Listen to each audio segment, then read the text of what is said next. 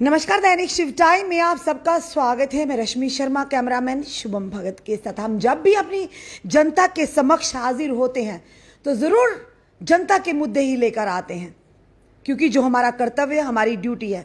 जहां बड़ी बड़ी पार्टियां, बड़े बड़े नेता वायदे करते हैं वोट बैंक की राजनीति के माध्यम से, पर हम वैसे वायदे नहीं करते। जो करेंगे तथ्यों के आधार पर करेंगे, और जो आवाज़ लेकर आएंगे और कहीं ना कहीं जनता की आवाज़ होगी उसमें। सबसे बड़ी बात कि अगर कोई सत्य बोलता है या सच बताता है या किसी की दुखती रग पर हाथ रखता, तो कहा जाता है वो फ्रस्ट्रेशन में है, उसके पास कोई पद नहीं। इस वजह से जिस तरह से कुछ दिन पहले हर्षदेव सिंह जी ने चुनौती दी थी पूर्व डिप्टी सीएम कविंदर गुप्ता जी को कि अगर आपके पास तथ्य हैं तो मैं चैलेंज करता हूं, आइए आप भी तथ्यों के साथ, मैं भी आता हूं और ओपन डिबेट करते हैं। वहीं दूसरी तरफ एक हमारे सहयोगी को इंटरव्यू देते समय वहीं पर कविंदर गुप्ता जी कहते हैं कि हर्षदेव सिंह जी अब एमएलए नहीं है।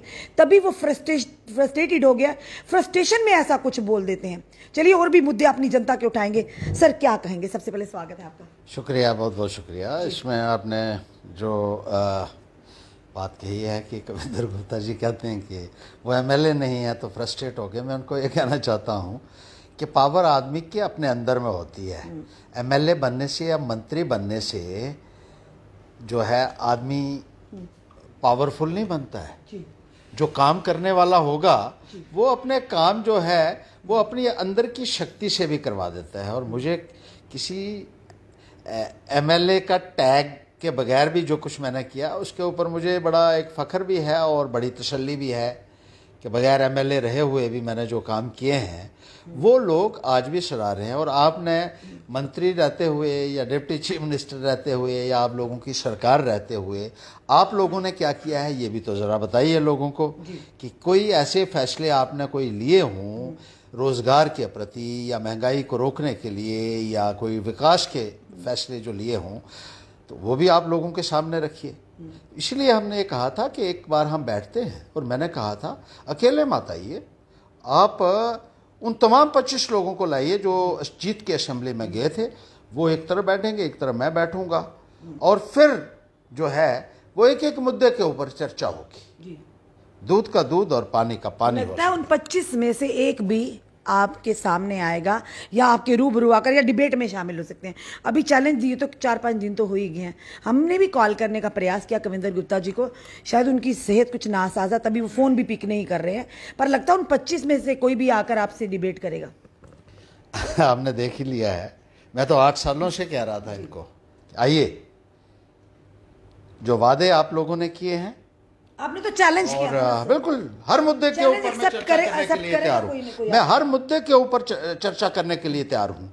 बेरोजगारी के ऊपर, भ्रष्टाचार के ऊपर, डेवलपमेंट के ऊपर और जो भी आम आदमी के मुद्दे हैं उनके ऊपर चर्चा करने के लिए मैं बिल्कुल तैयार हूँ। और भारतीय जनता पार्टी के अगर आप समझते हैं कि जम्मू कश्मीर में आपके पास नहीं है तो बाहर से लाइए।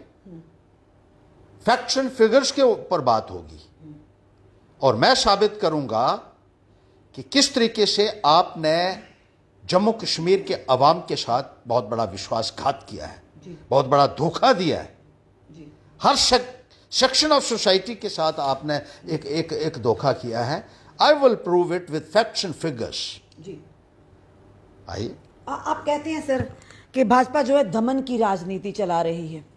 वहीं एक मुख्य जो आज के दौर में मुद्दा बना है जम्मू की अगर बात करें, राजपूत सभा कल से इंडेफिनेट हंगर स्ट्राइक पर बैठे हुए हैं। सुबह से लेकर शाम तक वो लोग बैठे हुए थे और रात को अचानक पुलिस आती है और उन्हें जबरन यानी कि डिटेन करके ले जाया जाता है डिस्ट्रिक्ट पुलिस लाइन में।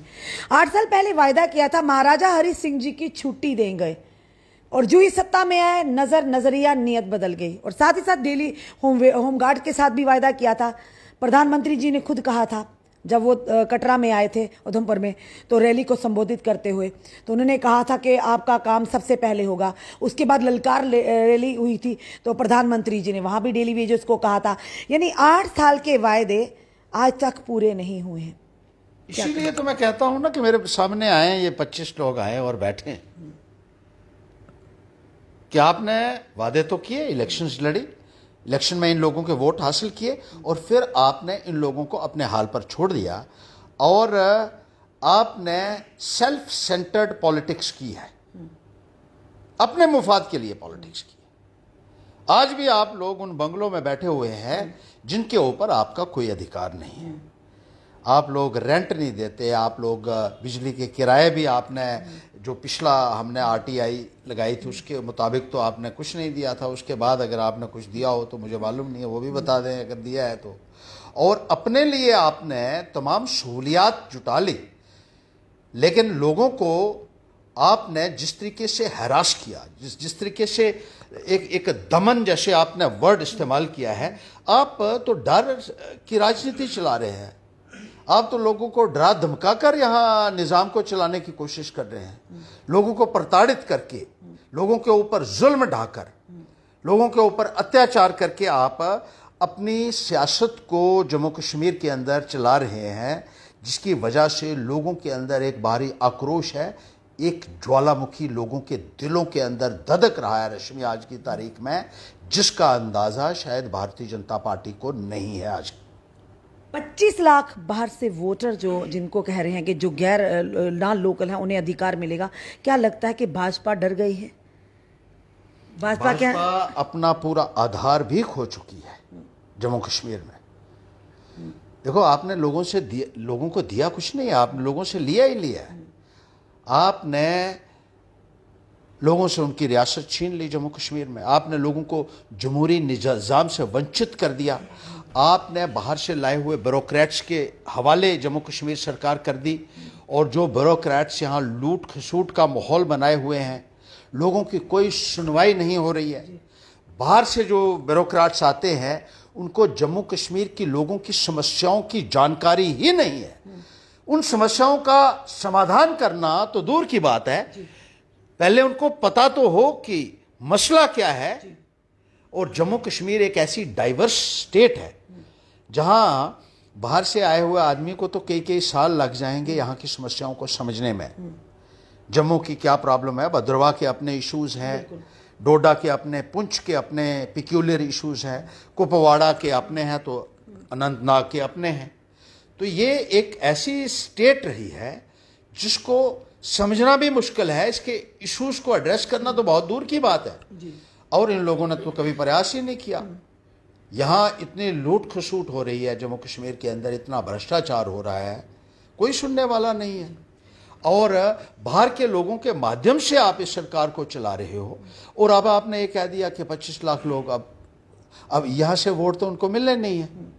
यानी कुर्सी लड़खड़ाती नजर आ रही है। जब हमने रविंद्र राणा जी से पूछा था कि लग रहा है भाजपा की कुर्सी लड़खड़ा रही है, तभी 25 लाख वोटर्स को, नॉन लोकल को, उनका यानी वोटिंग राइट मिलने जा रहा है। तो उन्होंने कहा भाजपा की कुर्सी बड़ी मजबूत है।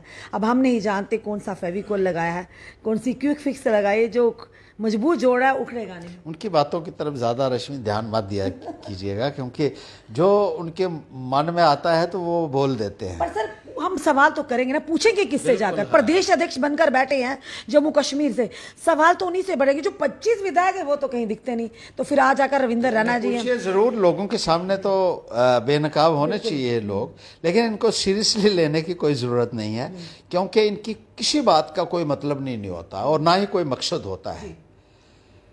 खुद ये बयान देते हैं, और ना केवल जम्मू कश्मीर वाले लेकिन दिल्ली वाले भी कहते हैं ये तो जुमले अब कर देते हैं हम।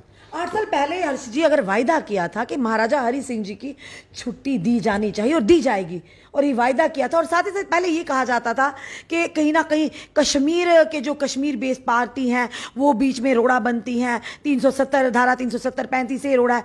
वो सारे रोड़े हटाने के बावजूद भी आज हमारे डेली वेजर सड़कों पर है, हमारे होम गार्ड सड़कों पर डंडे खा रहे हैं, हमारे NHM के बच्चे सड़कों पर है, नरेगा ने तो डेरा डाला है भाजपा हेडक्वार्टर के बाहर पर। अब राजपूत सभा के बैनर तले हर एक सियासी और कहेंगे सामाजिक संगठनों ने साथ देना शुरू कर दिया कि महाराजा हरि सिंह जी की छुट्टी दी जाए।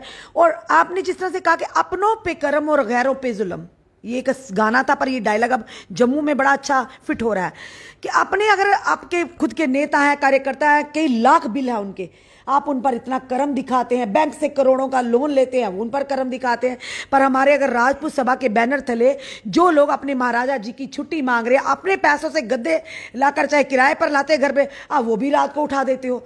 यानी ये चल क्या रहा, हमें खुद समझ नहीं आ रही सर। इसीलिए 25 लाख वोटर बाहर से लाने की ज़रूरत आन पड़ी है, क्योंकि जम्मू कश्मीर में तो इनका जो खाता जो है वो पूरी तरीके से मुझे लगता है कि वो क्लोज हो चुका है।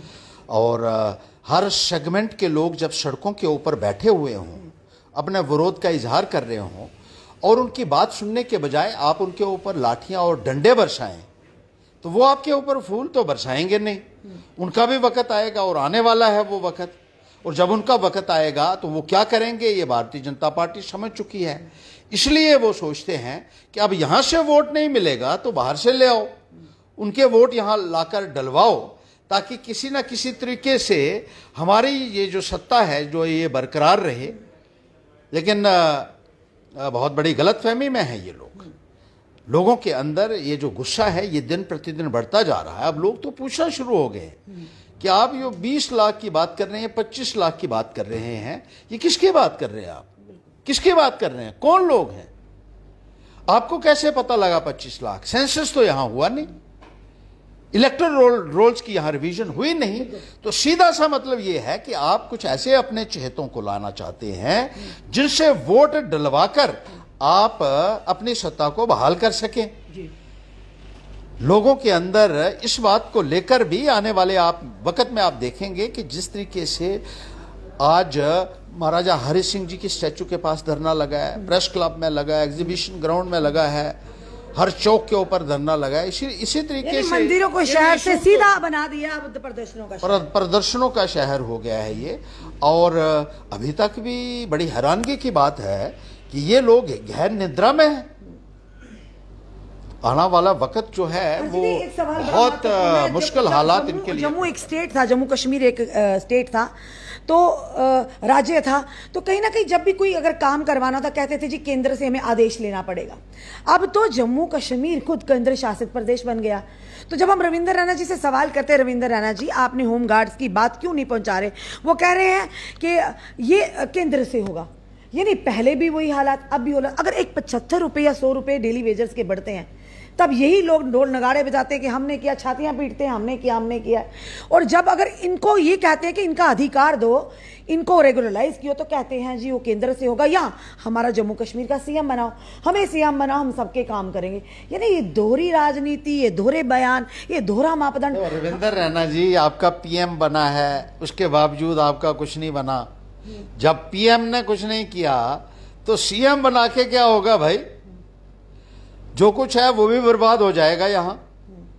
जैसे मैंने कहा कि जब आपके पास सत्ता आई आपने सिर्फ अपने लिए किया, आपके लोगों ने अपने लिए किया, अपने लिए उन्होंने गाड़ियां ली, अपनी तनख्वाहें बढ़ाई, किसी डेली वेजर की बात की उन्होंने असेंबली के अंदर।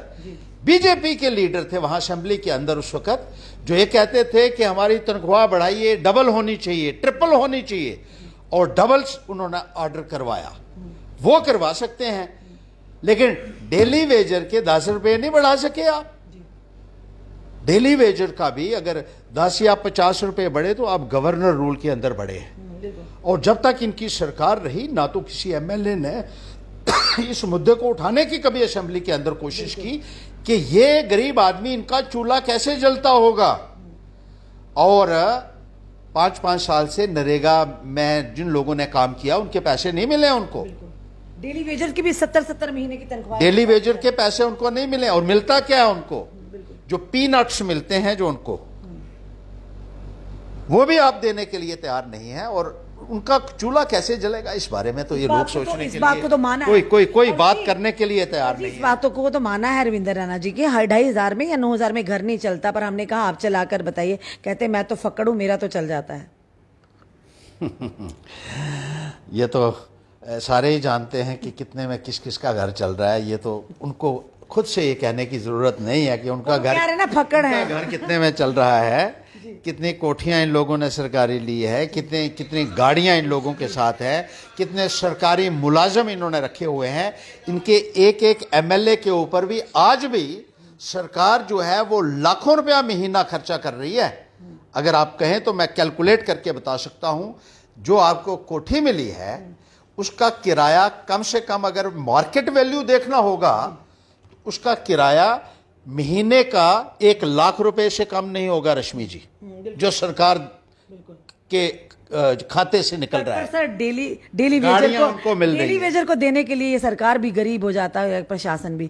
डेली वेजर्स की, गरीबों की 70 महीने की तनख्वाह, और होम गार्ड 2700 रुपए में घर चला रहे हैं सर। वही तो हम कह रहे हैं, यही तो बदकिस्मती है। और मैं तो डेली वेजर से भी यही कहना चाहूँगा कि अब हमें भी थोड़ा सा अवेयर होना पड़ेगा। ये लोग आपके साथ कई सालों से मजाक कर रहे हैं। 2014 में इलेक्शन के दौरान ये कहते थे कि हमारी सरकार आएगी तो डेली वेजर्स को हम पक्का करेंगे। बेरोजगार नौजवानों को कहते थे कि घर घर में नौकरी देंगे। और ये वादे एक आदमी ने, इनके तमाम लीडरों ने किया, और इनके जो प्रधानमंत्री के कैंडिडेट थे और प्रधानमंत्री बने फिर, उन्होंने भी कहा था 2-2 करोड़ नौकरियां हर साल दूंगा मैं, कोई बेरोजगार रहेगा ही नहीं। इतना बड़ा मजाक आपके साथ किया, और आप आज भी नहीं समझेंगे तो थोड़ा सा कसूर फिर उन लोगों का भी होता है जो आज की तारीख में भी इनके पीछे हम जाते हैं। 8 सालों से हमारे ऊपर लगातार जुल्म हो रहे हैं। अब हमें समझना चाहिए, डेली वेजर्स को समझना चाहिए, और देखिए कौन लोग आपकी आवाज को बुलंद कर सकते हैं, उनको समर्थन दीजिए ताकि आने वाले वक्त में वो आपका कुछ कर सके। इन लोगों को आप कितना मौका देंगे? सर प्रधानमंत्री जी ने भी कहा था, क्योंकि जो सत्य के आधार पर होगा वही हम बात कहेंगे, अपनी जनता के समक्ष लाएंगे। अगर जनता सहमत हो तो बताइए, क्योंकि हम झूठ नहीं बोल रहे। प्रधानमंत्री जी ने ये कहा था अपनी स्पीच में, वो भी हमारे पास विजुअल पड़े हुए हैं, कि 2022 तक हर एक देशवासी का पक्का मकान होगा। नितिन गडकरी जी ने वो भी वीडियो पढ़ा कुछ देर पहले, उन्होंने एक कहा था सांसद में कि टोल प्लाजा अगर जो 60 किलोमीटर के अंदर अगर 2 लगे, एक उखाड़ कर फेंक दिया जाएगा 3 महीने के अंदर। लगता है अब शायद 8-9 महीने होने को आए हैं। उसके बाद हमारे जो अमित शाह जी हैं, जो देश के गृह मंत्री हैं, जम्मू में आए थे, संबोधित किया, और उन्होंने कहा मिनिमम वेजेस एक्ट लागू हो चुका है।